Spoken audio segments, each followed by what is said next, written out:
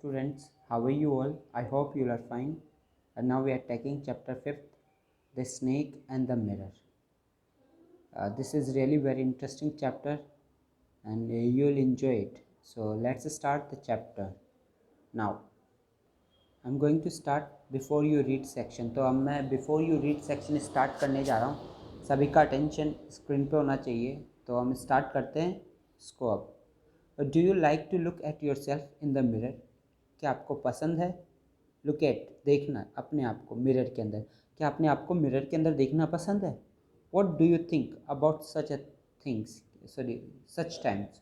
What do you think कि आप क्या थिंक करते हो, क्या सोचते हो अबाउट सच टाइम्स, ऐसे वक्त कि ऐसे वक्त जब आप अपने मिरर को देख रहे होते हैं या अपने आप को मिरर में देख रहे होते हैं तो आप उस समय क्या सोचते हैं? Have you ever seen a dog, a cat और a bird look into a mirror? क्या कभी आपने देखा है एक डॉग, कैट या फिर एक बर्ड को मिरर में देखते हुए? क्या आपने कभी डॉग, कैट या बर्ड को देखा है मिरर में देखते हुए? What do you think it sees? और आप क्या देखते हो इन्हें देखते हुए? कि जब आप आप क्या सोचते हो इन्हें देखते हुए?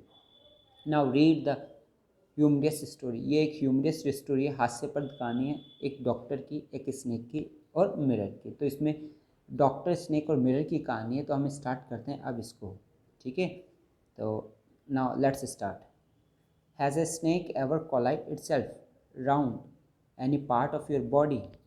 देखो देखो यहाँ पर कॉइल्ड लिखा हुआ है. कॉइल्ड का मतलब होता है जब कोई चीज़ आपके गोल गोल गोल गोल राउंड राउंड हो जाए. जैसे स्नेक है वो हमारे लिपटेगा चारों तरफ गोल गोल, तो उसको कॉइल कहा जाता है. और कॉइल जानते हो आप कि जब हम मच्छर वगैरह होते हैं तो उसके लिए भी हम कॉइल जलाते हैं, तो कॉइल भी राउंड शेप में होती है. जो इस प्रकार से शेप में होती है इसको कॉइल कहा जाता है. Is that clear? I think you have understood.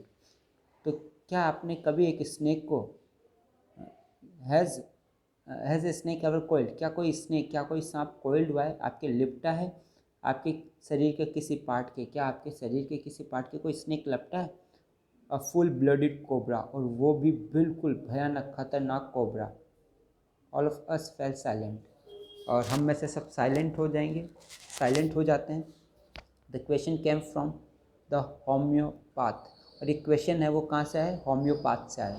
The topic came up when we were discussing snakes. और ये जो टॉपिक है ये तब आया जब हम इसके बारे में, स्नैक्स के बारे में डिस्कस कर रहे थे. We listened attentively as the doctor continued his tale. और हमने सुना इसको बड़े ध्यान से, जैसे जैसे जो डॉक्टर है वो जारी रखता रहा अपनी कहानी को. टेल यानी कहानी. तो जो डॉक्टर है वो जब अपनी कहानी बता रहा था, ठीक है, तो हम बड़े ध्यान से उसकी बात सुन रहे थे. तो वो बताया, उसने हमको क्या बताया कि it was a hot summer night. मतलब कि हॉट समर नाइट थी, मतलब गर्मी की जो रात है वो थी. अबाउट 10 o'clock, लगभग 10 बजे हुए थे. I had my meal at the restaurant and return to my room.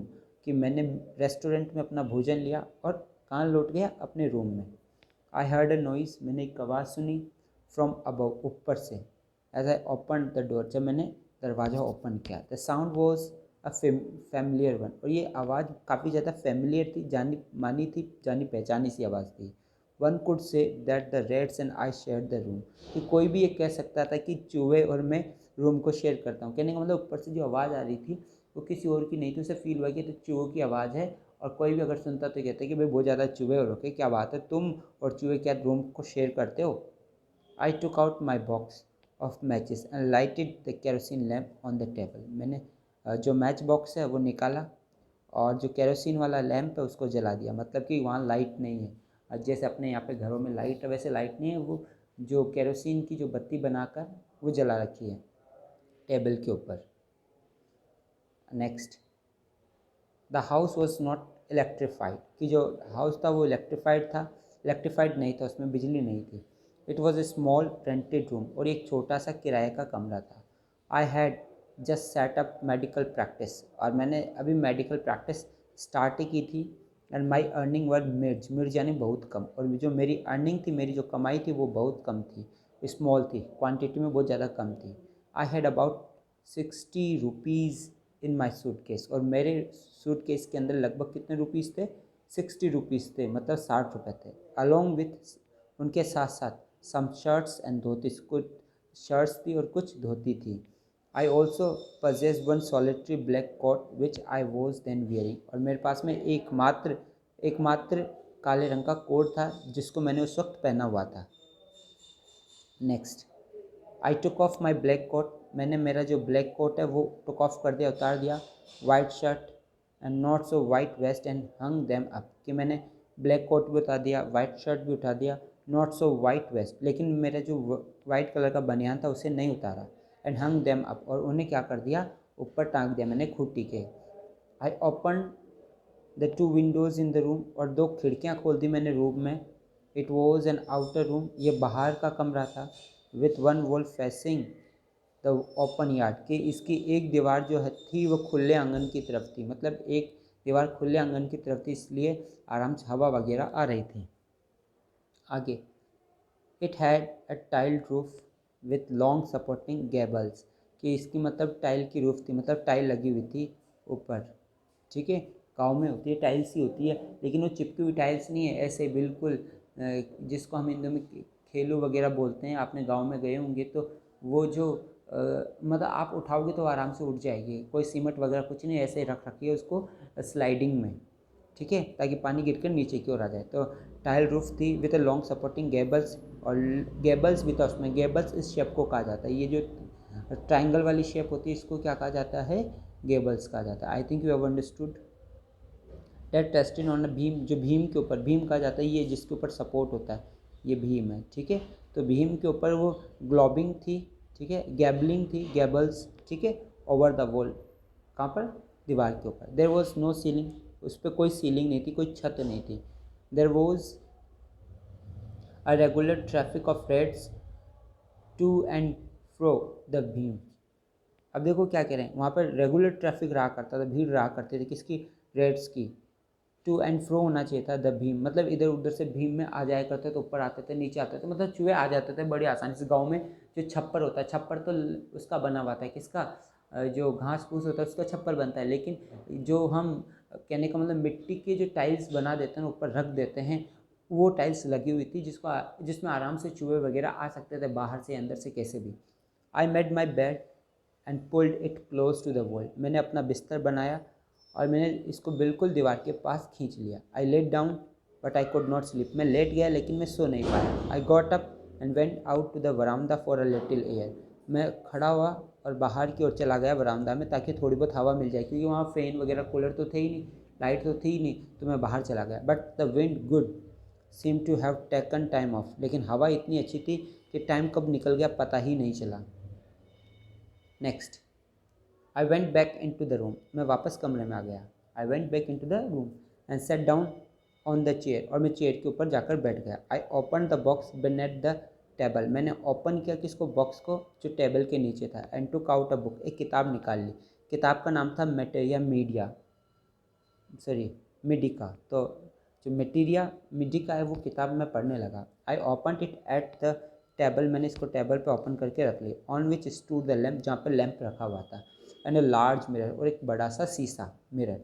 A small com ले बिसाइड द मिरर, और एक छोटा सा कंगा भी रखा हुआ था, किसके बगल में, मिरर के बगल में। Next, one feel tempted to look into the mirror, कोई भी टेम्पटेड, कोई को भी लालच आ सकता है, लुभावन आ सकती है किसको, look into the mirror, mirror में देखने की। When it is near one, जब ये पास में रखा हो, जब मिरर पास में होता है तो हम देखने की इच्छा जगी जाती है।